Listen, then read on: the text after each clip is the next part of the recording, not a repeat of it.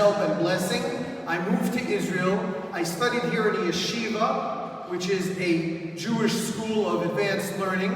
So I had basically the love of the land of Israel, the love of the state of Israel, the love of the people of Israel, the love of the God of Israel, and the love of the Torah of Israel. I think I've got a few other lovers like that here in this room today as well. So I studied in that yeshiva for a good number of years, about 10, maybe even 15 years. And one day, while I was in my military service and I was walking through Jerusalem, I looked on a sign on an apartment building. And I crossed the street in order to see that sign because I said, I love the signs in Jerusalem. You know, you can get a degree in Jewish history just by reading the street signs in Jerusalem. This was not a street sign, it was a sign of an office of the ICEJ, International Christian Embassy, Jerusalem. This was the first time that I'd ever seen a Christian person, and certainly an organization, that decided to put the words Christian and Jerusalem and embassy, which means friendship, in the same sentence. Because I wasn't used to Christians being friends of Jews and of Israel. And this flabbergasted me. And this was, like I said, in the late 70s, maybe in the early 80s. Today we're a little bit later. Somebody was talking about 40 years or something like that. And since then I've searched and reached out to find more and more of these Christians who love Jews.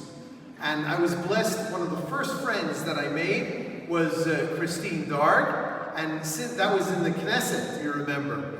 And I said, wow, an amazing, one of the greatest Christian leaders here in the world. And I'm getting a chance that she's my friend. So I'm very pleased, Christine, that you're my friend. And I'm very pleased that those of you who are Christine's friends here tonight are connected. We're talking about having a bridge between Christians and Jews. So, Christine, you're a bridge between me and my new Christian friends here tonight.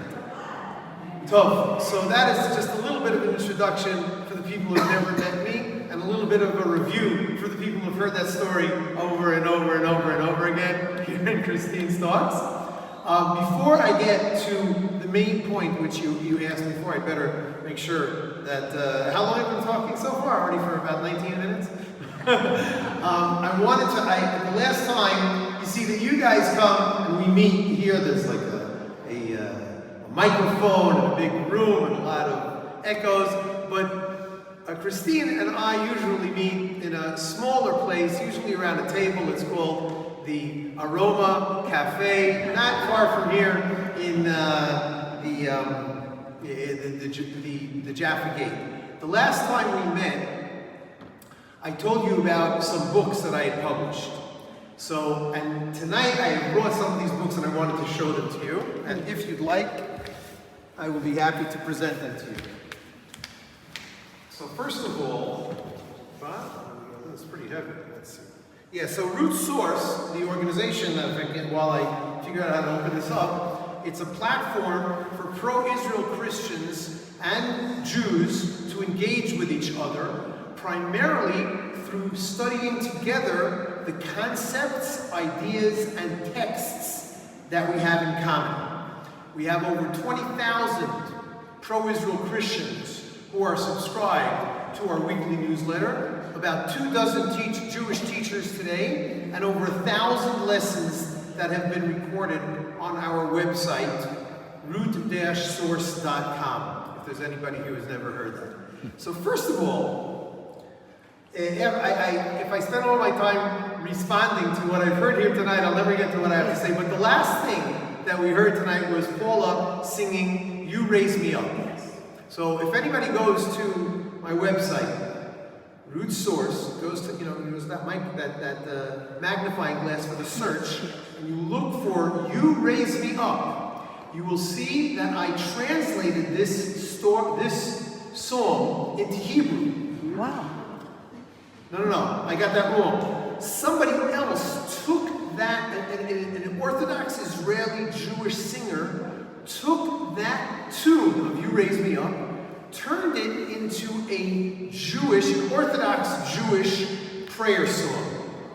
with different words, and it sounded familiar to me, and I looked it up, and sure enough, it was a song that I had heard probably in this church. And such beautiful words there that I translated them from the Hebrew into the English. So I throw this out to you. Go to Root Source, Google, and not Google, but search on Root Source. You raise me up. Here's another tip or trick. If you go to Google and you Google "You Raise Me Up Hebrew," then Gidon Ariel and Root Source will show up over there, even in Google. So I got pretty Google. So that's just something that I remembered, and I'm very grateful to you for reminding me of that. Okay, so what I showed first of all, what I presented to Christine was a copy of our latest book. This is the List 2020. Root Source, besides making a video lessons, we've also been publishing books. So this is our latest book. It was published about 2 months ago. It is a list of over 1,000 anti-Semitic incidents worldwide in the year 2020. That is why it is called the List 2020. But some of you might be familiar with the book with no number after it. That book is the List, compiled by my friends Bob Odell and Ray Montgomery, and it is a list of over 1,000 anti-Semitic incidents, primarily done by Christians against Jews for over 2,000 years. So this was a very, very sobering book. It's very difficult. It was, on the one hand, it was very important for everybody to understand how important it is to publish. Of course, it was difficult for me to publish because, you know me, I like to joke around. But this is obviously something very, very heavy. After that book was published, I said, you know what, we should publish a list of anti-Semitic events every year after that. So that year, that first book went from the year 0 till 2019. Then I looked at 2000, and I found a website that was monitoring all the anti-Semitic events all over the world.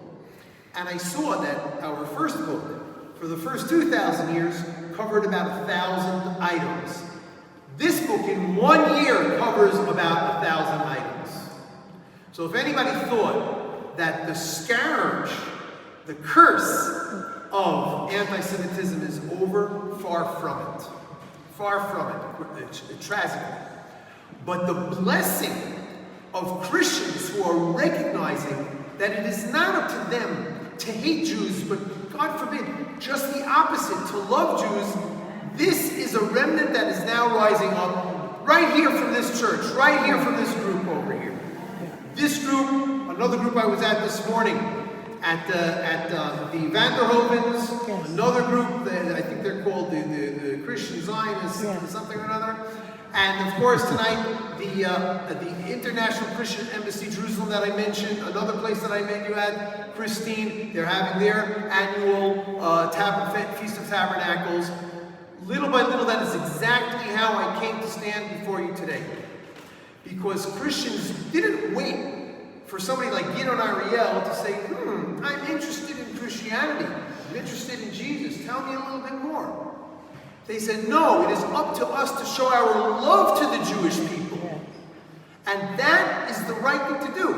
Imagine, Christians for thousands of years thought, what we have to do is hammer it into these Jews' heads that they have to become Christians. Hammer, bam, bam, bam, bam. In case somebody didn't figure it out, that is not something that has convinced too many people. The love that I have seen from Christians, like the people in this room, people who have, some of whom have taken penny to penny to make sure that they would be able to come to Israel, just to bless Israel, just to bless the Jewish people. That is something that I'd never seen before, that nobody had ever seen before in 2,000 years. And now here's that opportunity.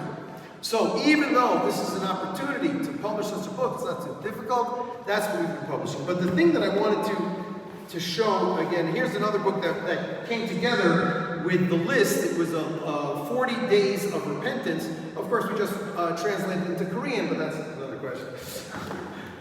This is the book that I told you about. I don't remember if I brought it with me. Did you ever see this? You didn't bring it. I didn't bring it. This is a book that was originally published all in Hebrew. It is a formatting of the Torah so that you can see when somebody starts reading, somebody starts speaking. If there's a song, you can see it printed in a more poetic fashion. It was just so much easier to read this way. A friend of mine from Tel Aviv said, I've got to make the Torah more understandable for me. So that is what he published. And I was very happy to be able to acquire a book like this for myself. And now I'm also hopefully going to be able to help him to market it because he's off to other things.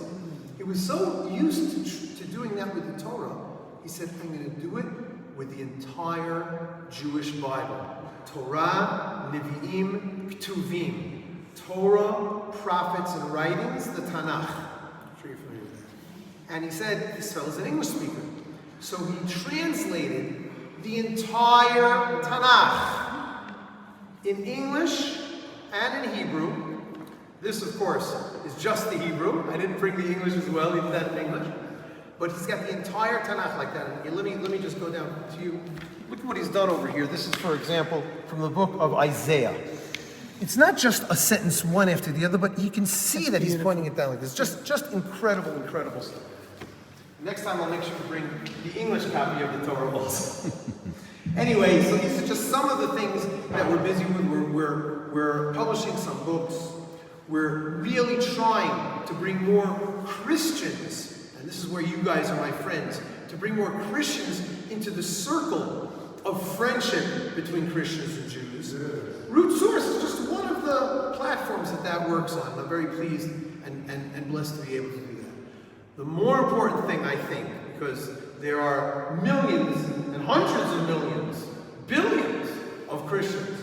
Jews, you've only got about a dozen million, and that's about it, 18 million, something like that, depending on how you count them. And most of these Jews have been on the receiving end of that tak, tak, tak, tak for these 2,000 years. So with smiles and happiness, to bring more Jews into the circle of saying, there are Christians who are your friends. There are Christians who want to study the Torah together with you. There are Christians who want to learn with you. There are Christians who want to learn from you. This is something that is something brand new. And little by little, when I first came upon this idea that Christians would want to learn the Torah from me that I studied for all of these years, I was hesitant to tell any of my Jewish friends about this. They would say, what are you talking about, Gidon? What are you talking about Christians for? Let's talk about Jews. But little by little, now I'm a little bit bolder, and I'm saying, this is what I do. Root Source, a platform for Jews and Christians to study together the roots that they share, the sources and ideas and texts that they share. And Christians are just fascinated by this. They're remembering the verse in Zechariah 8:23. Those of you holding on to your phones or Bibles, whoever's got either of those, where it says, 10 from the nations will come and say to you, we want to go with you because we have heard God with you. And that is what, and Ki Mitzion Tetzeh Torah, from Zion shall the Torah come out. We Jews are used to saying this verse every week when we put the Torah back into the Holy Ark. But few Jews recognize that the source in Isaiah, it is said by the nations. The nations are saying, from Zion shall come the Torah. And how shall that Torah come, I ask my Jewish friends? The ones who have been studying it for thousands of years. It is finally our time to share what we have. So that is what Root Source is. Now, today, let's see, where's my phone? I got it here somewhere. Today, we are a few weeks away from an important event. It is an event that commemorates and memorializes what is potentially, arguably, the beginning of the Holocaust. So, Joseph, I'm going to ask you now run the first minute and a half video. Let's hope that we can hear it and see it as well. I want to talk to you about an opportunity that we as Christians have to support our Jewish brothers and sisters. November 9, 1938. This is a day that will live in infamy. On this day, the Nazi mobs approached hundreds of synagogues and vandalized thousands of Jewish homes, businesses, and sectors. Nearly 100 Jews were murdered. This was the beginning of the murder of 6 million Jews during the Holocaust.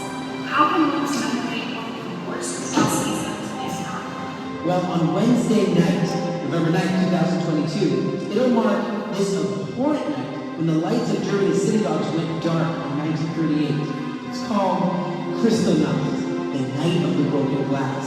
In memory of this night and its countless victims, lights in churches and synagogues, just like the one that I made, throughout the world will blaze all night long. Light will replace darkness. Resurgence will replace loss. Friendship will replace destruction, and good will triumph over evil. Christians will join Jesus in this powerful statement. The Jewish people will never, ever be destroyed. If you're not listening to that, make sure your church, your home group, or institution is founded on Christians who stand by the Jewish brothers. Leave the lights on all night on Wednesday night, November 9, 2022. Go to www.lightupthechurch.org and register today. So this is a video that I produced together with my two friends, Lily Mills, used to be Lily Cerrone from Dallas, and Chaim Mailspin here from Tiberias. And a few days after that, I was interviewed by my new friends, Daphne and Andrew Kirk of Radical something or another. What was it called? Radical Final, I know. So this, the video, the audio is a little bit better over here. If you can get to the beginning of that video, Joseph, looks like you're... Okay, Mitsuyan, so let's see what's going on here. If the Nazis tried to destroy the Jews and to destroy synagogues on that night, Kristallnacht, which was November 9th, 1938, they tried to turn the lights out on that night. So what we need to do to counter that is to keep the lights on in our synagogues on November 9th. They say, you tried to turn the lights off? We're going to show you, and the lights will stay on in synagogues forever. I've been working with Christians for over a decade. This is an incredible way for Christians to stand up and be counted as supporters and friends of Israel, of Jews, and commemorate the Holocaust. The name of the project is Light Up the Church. Just like the synagogues are keeping their lights on, but this is not just synagogues. Today we say Christians must stand at a time such as this. And this is the time for Christians to stand with their Jewish friends and their Jewish brethren. One way to establish that, to do it, is just to keep the lights on November 9th, 2022. And for that reason, I created the website called www.lightupthechurch, all one word.org. Lightupthechurch.org. That is a place where Christians who recognize how important this idea is, they can go, they can sign up, it's all free, and with God's help, we'll have hundreds of churches doing this already this first year. And next year, maybe thousands. I would challenge people from churches, Christians from churches, that with a simple thing like not turning the lights off for a night, you can make a big impact. I would also throw this challenge out. This isn't Gidon doing it, it's us doing it. If you are not willing to leave lights on for one night, to ask yourself why. I believe this isn't just standing with Jewish people on this one night, but I think for many who hear this simple request, it can be a defining moment. And I think it is going to cause people to think.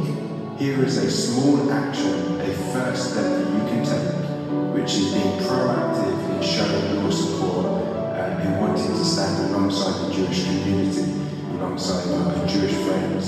Why stop at just the churches? They light the churches up. Yeah. You have home groups, people that meet in people's houses, light your houses up. Even just your own family.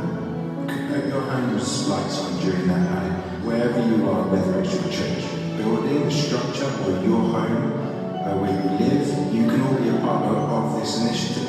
Since we said that not only synagogues were destroyed on Kristallnacht, but also Jewish businesses.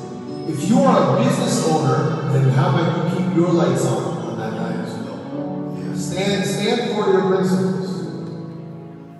So you people in this room just saw the world premiere of these 2 videos. They aren't even fully edited yet, but Bezrat Hashem, this will be going on our website. Tomorrow is Wednesday. Hopefully by Friday, both of these videos will be finally edited and put up. And it's just the beginning. There have been, like I said, thousands of synagogues all around the world that have been doing this for about a decade. It has been a project of somebody who created it. She's a kibbutznikit from the north.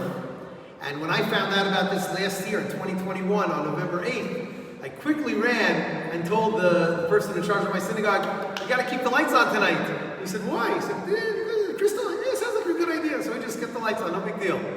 But since then, every year, hundreds and thousands of synagogues have been doing this all over the world. And so this is the first time that churches are going to be doing it as well. So it's it's really very easy. And it's a chance for people to do something to connect with their Jewish brothers. And yet another link in that chain. That was Daphne who, it was edited out, but when she said, I'm going to throw a challenge out here. She ultimately said, if you can't keep, and then she just got choked up. If you can't even keep the lights on for one night, you have to ask yourselves why. That's what she said. But I said, if you can't keep the lights on for one night, then what will you do when something important needs to be done? When the Jews really need help? You aren't even willing to leave a light on, for God's sakes. This is what people have to ask themselves. Okay, that's really laying on the Jewish guilt. But it's really an opportunity. And again, the first time, we don't know how it's going to happen. I don't know who here is connected to which church. I don't know who here are leaders in their own churches. But please be in touch. Please sign up even for your own homes or for your... We're trying this the first year. This is the way we Israelis do things. We'll try it. If it works, if not, great. If not, we'll change it a little bit. That's it. It looks like the 20 minutes are already up. Maybe even an hour and 20 minutes. I don't know how long we're talking. If there's anybody who's got one question, maybe I can field one question either about this or about anything else. I'm going to take 5 seconds and hope that somebody thinks. Thank you very much. What's your name and where are you from?